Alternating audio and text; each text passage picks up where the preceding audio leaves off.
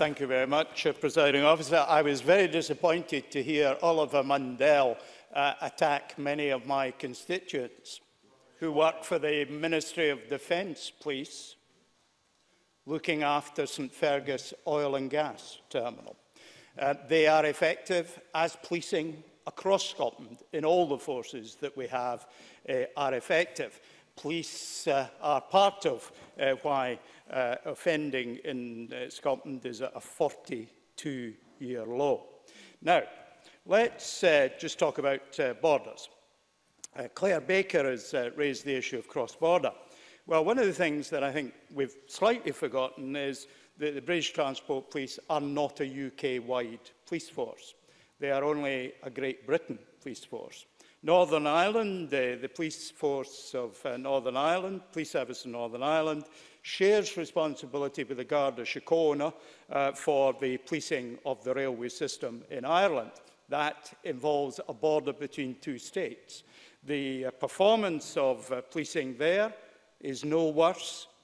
It's broadly similar to the performance of policing here. There are organisational models that we can choose, and there is absolutely no reason to believe, when we look at that as an example, that we should have any difficulty.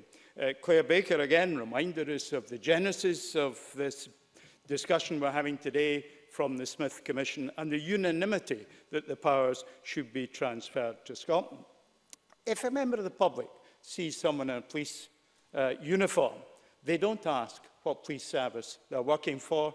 They won't be aware of which police service they work for. They simply recognise that they are a policeman or a policewoman, and they will go to them for succour, for information, for assistance, to report problems, regardless of what police force they may be with.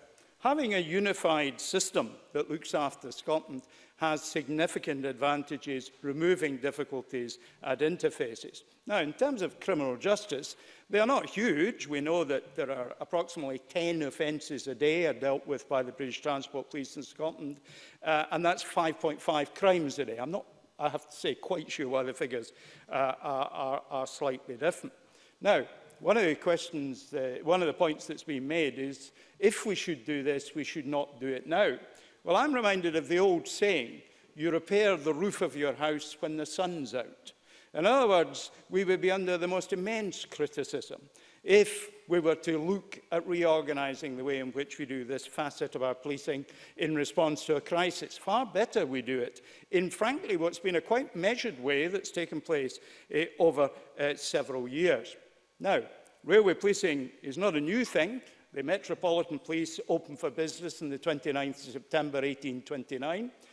The Railway Police started 3 years earlier.